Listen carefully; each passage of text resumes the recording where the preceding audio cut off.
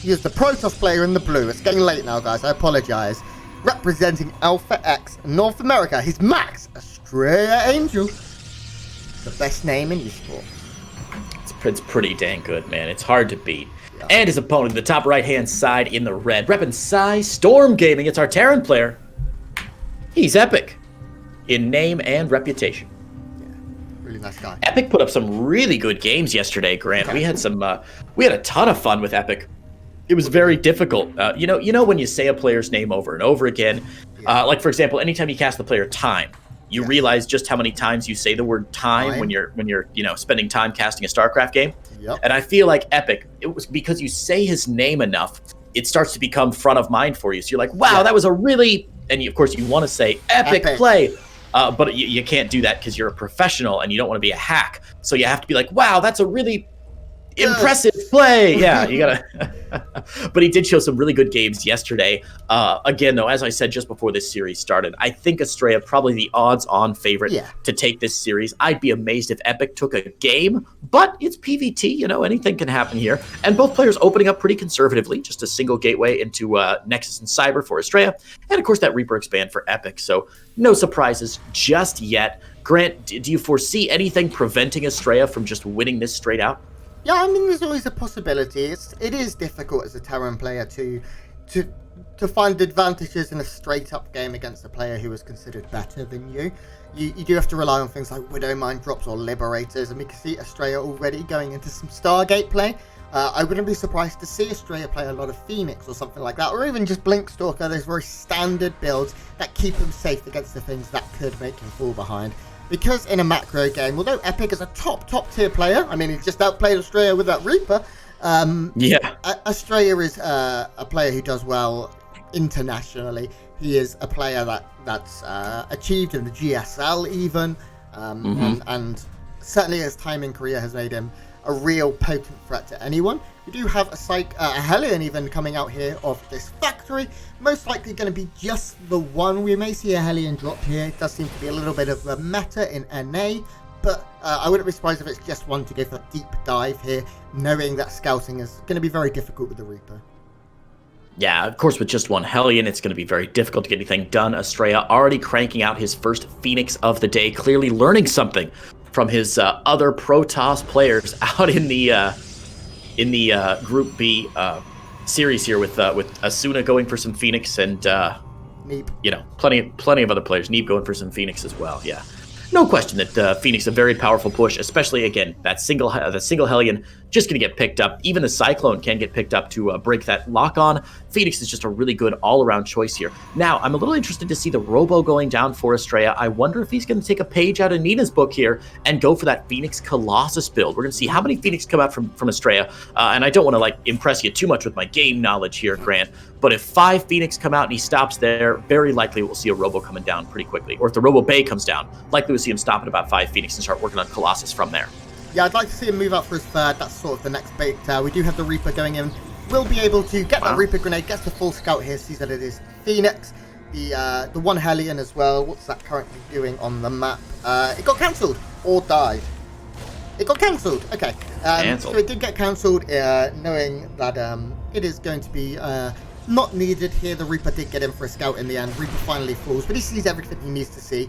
Did he see the robotics bay? I doubt it, because that has just gone down, and Phoenix Colossus is going to be the name of the game here for Astrea. Very solid, very if you are the stronger player, it's easier. It's easy to execute Phoenix Colossus. We do have Cyclones though for Epic, and that's going to stop these Phoenix getting any early damage. Cyclone Viking, very great here at pushing back these Phoenixes and keeping Epic safe, because Epic's got a very quick 30cc finished up already. Yeah, a very greedy build here from Epic, but of course he's got the 2 barracks behind this, so it's not like he's going for some sort of crazy early naked 3rd CC. Grant, I try and follow the game state pretty closely to brush up on my knowledge, and there's a really great blog called Terran Craft, run by a guy who knows a lot more about the game than I think any of us do. And he had a really interesting article a while ago talking about these openings in PvT and discussing when it's fair to call it an early CC, like early 3rd CC, and when that 3rd CC seems early but just kind of nestles into the build normally. So like you're not going out of your way to build that third CC. So he argued in the article that it's really hard to call this an early third CC because it does just kind of fit into this build sort of naturally with the way your production cycles go. That you're going to hit a point where there's 400 minerals just hanging around, and you may as well grab that CC for them. So still a great build, obviously, and will be spotted here by Epic, or by Astrea rather, which is most important. But yeah, not like a crazy early third base, just a nice normal third base with a 4th and 5th barracks coming down behind. Epic's going to set himself up for a pretty decent 1-1 timing push if he chooses to do so. The bad news is that Astrea already has these Colossus ready to roll. One on the map, second one on the way, Grant.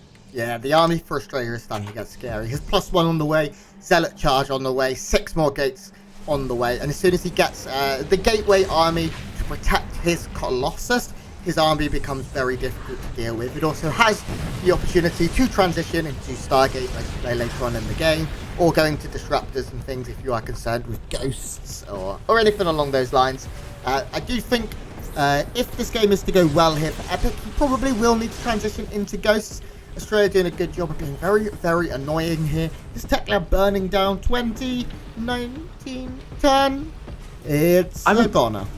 I'm amazed. That's a big mistake from Epic, though. He targeted his own tank to attack that. And just, it's amazing that this stuff happens in Bronze League games all the time. And you'd think these pro players are so good. They never make mistakes. And, every now and then something happens. And who is it? MMA targets down his own command center with a bunch of tanks. Something like that always goes down. A little interesting to see. It's not a hugely consequential thing, but that tech lab going down, I don't think that was intentional from Epic. So kind of a funny pick off there. Astrea is still in great shape, though. Epic has not moved out yet, and that means even if he starts his move out now, not only are +1 in charge going to be finished, but that ETL upgrade, that extended thermal lance for the Colossus, is going to be finished as well. So if Epic does decide to hit with a 1-1 timing a little bit late when he gets his combat shields and his concussive shells finished up, he's going to run into a very, very scary Astrea army. Let me tell you, Grant, when you're the weaker player, when you know you're the weaker player, which Epic definitely knows he is, Astrea is so strong. When you're the weaker player, you've got to put some pressure on your opponent. You can't let them play the game that they want to play. And right now, Astrea has lost just one observer, practically nothing this game, Grant. Yeah, and his Phoenix have been doing a good job as well. Even little things like this, picking up 4 Marines. 4 Marines is a good amount. They've been into mineral lines as well. You can see here, resources lost 1,150 to just 100. 5 SCVs Viking. 10 Marines have gone down in total now. We see the Terran army coming forward, but Phoenix is already here. Colossus already here. Zealots here with charge. This army has absolutely just disappeared, Grayson. Man, that was disgusting, Grant. It reminded me of. Have you ever seen Willy Wonka and the Chocolate Factory? Yeah. Do you remember that scene where Augustus Gloop gets stuck in the pipe that goes to the marshmallow room? I feel like that's what happened to Epic's army, where it was stuck there in the middle of the map for a second, and then as soon as the charge lots got on top, it just disappeared immediately. And we got to get the Oompa Loompas out here and rescue it for game number 2. Astrea just cleans up in that game number 1, Grant. We saw this coming a mile away, a very predictable result.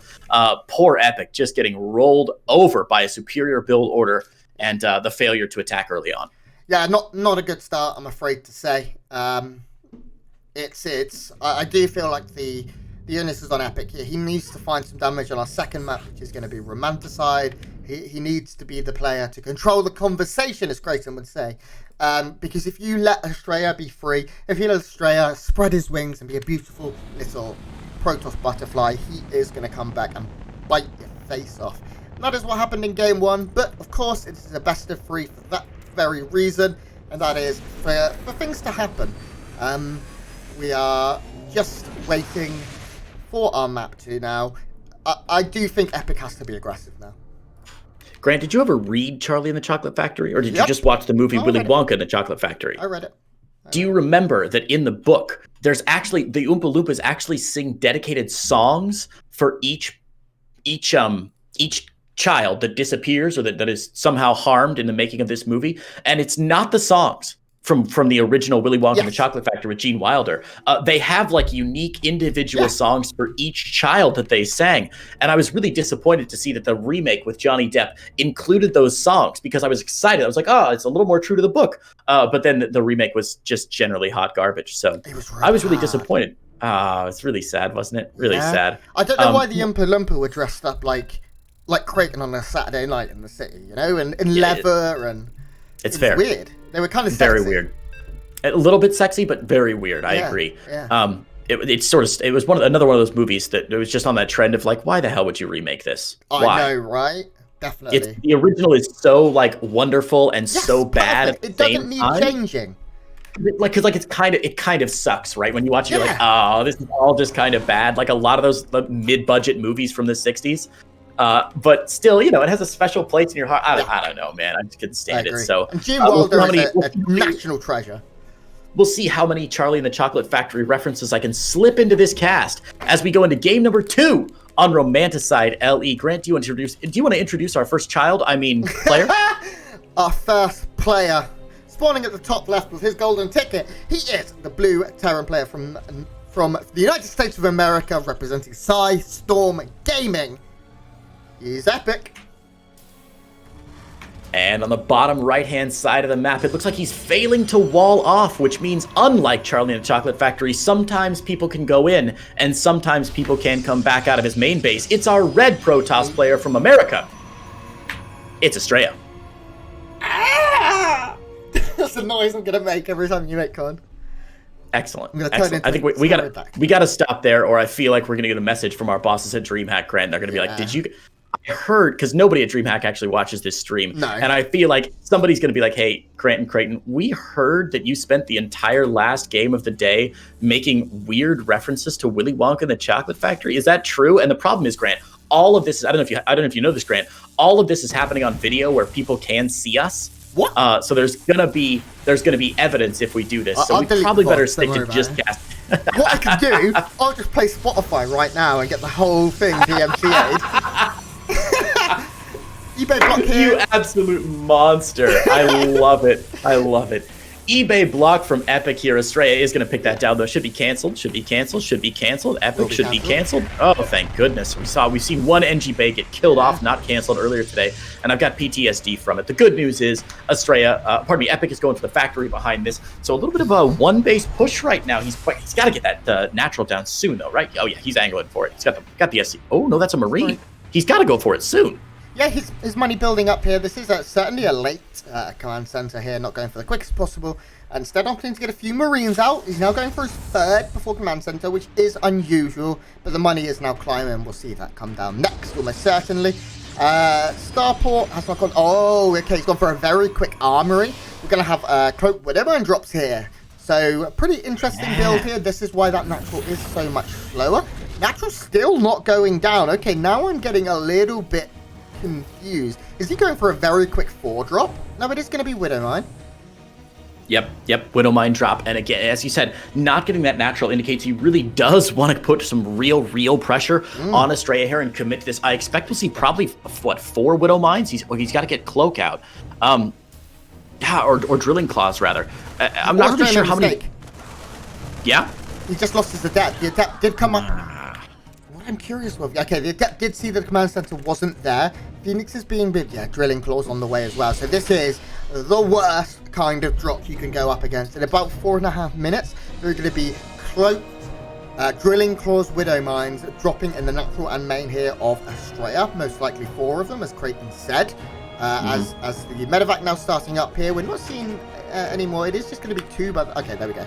Third on the way. We do have a Phoenix coming out here, and Phoenixes are a great way of dealing with this, and there are going to be quite a few. Creighton, second is about to pop. I think we'll have 3, maybe even 4 by the time this comes, and if they just lift them, I mean, no problemo, right?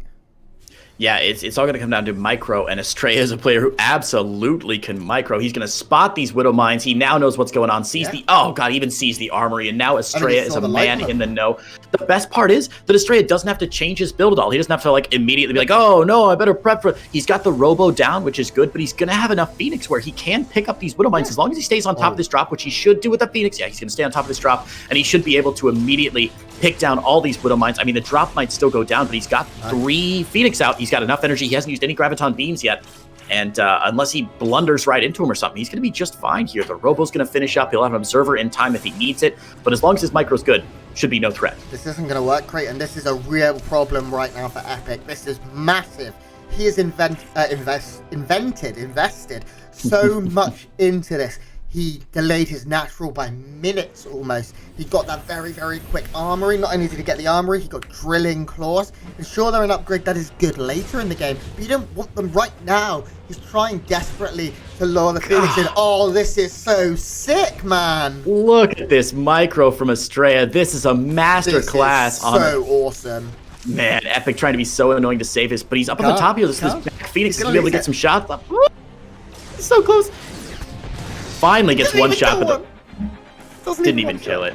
Yep, no, they don't one-shot Phoenix, so this is rough here. The pickup should be going down for Astrea soon. Oh, he's going to miss one more. Nah, he's got plenty of Phoenix out now. I mean, this game is not over yet, Grant, but my God, it's close. Little drop in the natural there. A couple extra Widow Mines going down. Astrea a little bit distracted there, but 7 probes, not enough here. Epic on 31 SCVs. His natural's barely down now, just dropping his first couple mules from it. So as soon as the Observer comes out, this pickup will happen, and we should be good to go, man. Observer's already out. Sorry, second Observer coming down, but he's going to be just fine. He's going to be just fine. Third base on the way for Astrea now.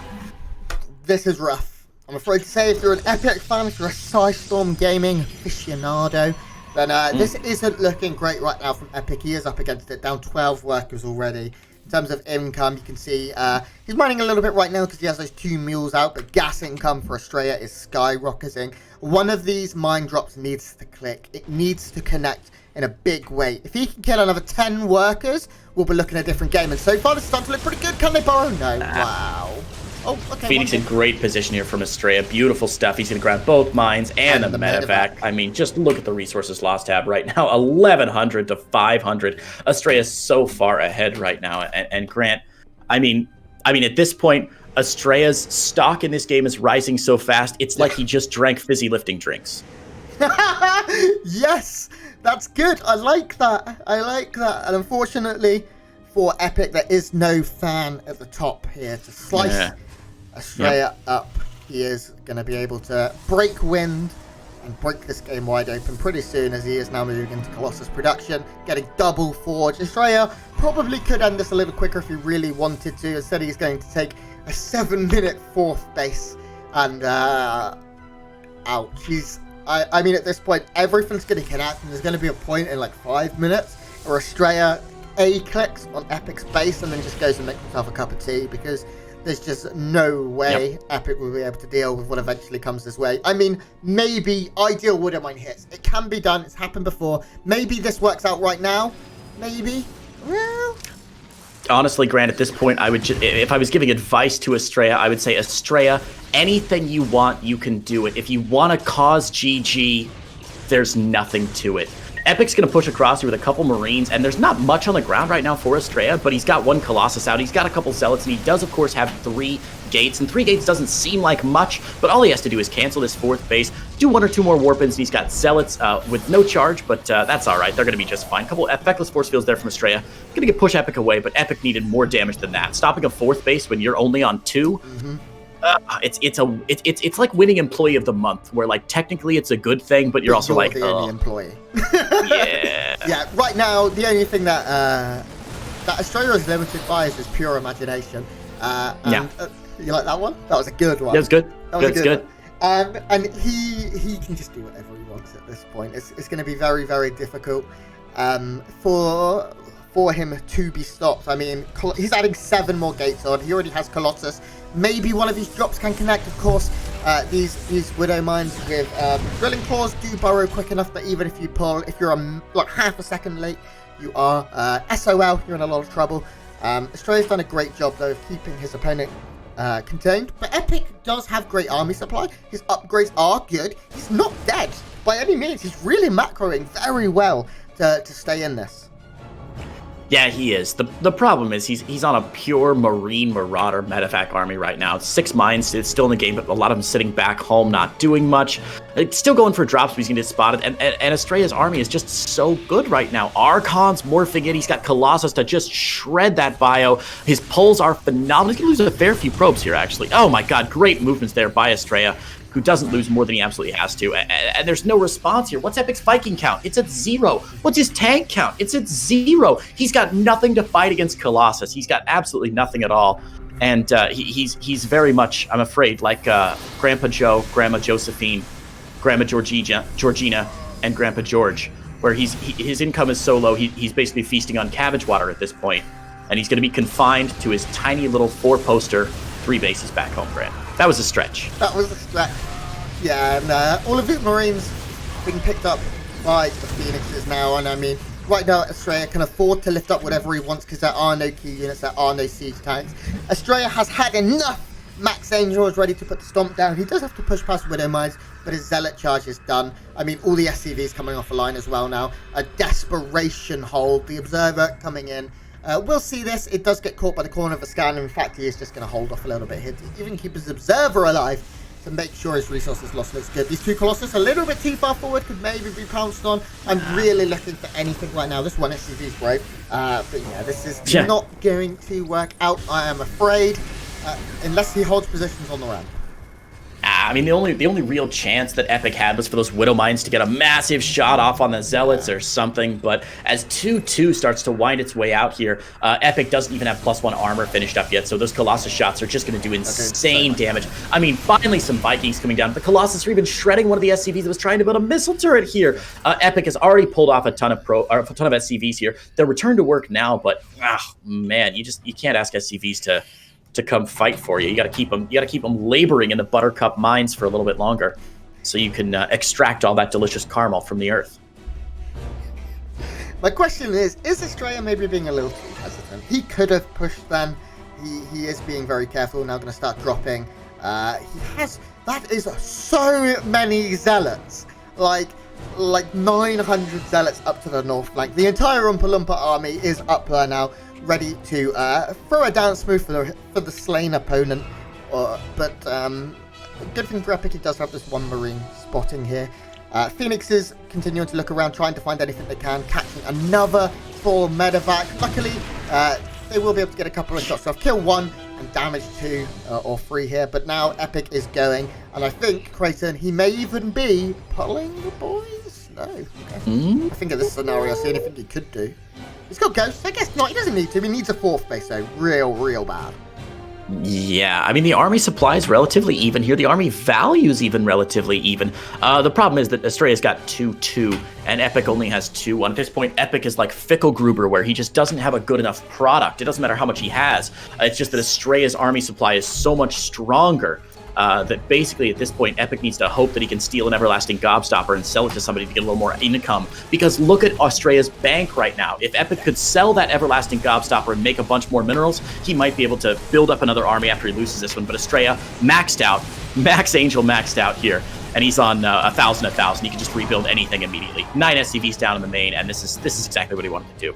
Truly hope he doesn't watch this VOD back. Like, I wonder what these, full-time professional commentators said about me today. We do have those Zealots, the brigade moving north. There's a bunch of SCVs dancing here. Not going to get too much. Some nice Widowman shots, they're picking off some of these Zealots who are now going to dance around, show him the dance of their people. But we do have a pretty big army. I mean, even this army here is very strong. And that's forgetting the fact that it's 27 Zealots at the 12 o'clock point. Finally, we do have a move out here. Oh my god! Insult victory!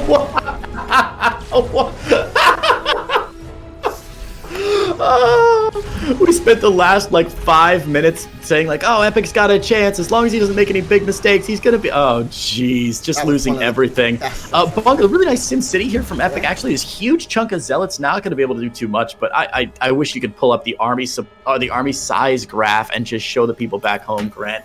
The biggest spike I've ever seen. Those 2 disruptors with 13 kills.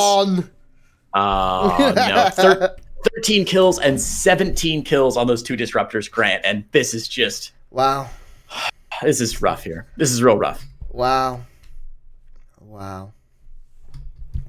Astrea says he's okay. Epic, the only one experiencing lag. I didn't see any lag as well on my side, so it must be on Epic's side. He'll tap out a couple 1s and 2s to make sure the lag goes away, and I think he's going to be all right. He's ready to roll here, and we're going to get back into our game here on minute 14 of Romanticide LE. Astrea does need to get some economic damage done here. He's going back in with the Zealots up top, and again, the Sim City is absolutely gorgeous. A Ghost's going to chase him away, but that does cause a little bit more army supply from Astrea, or from Epic rather, to chase Astrea away.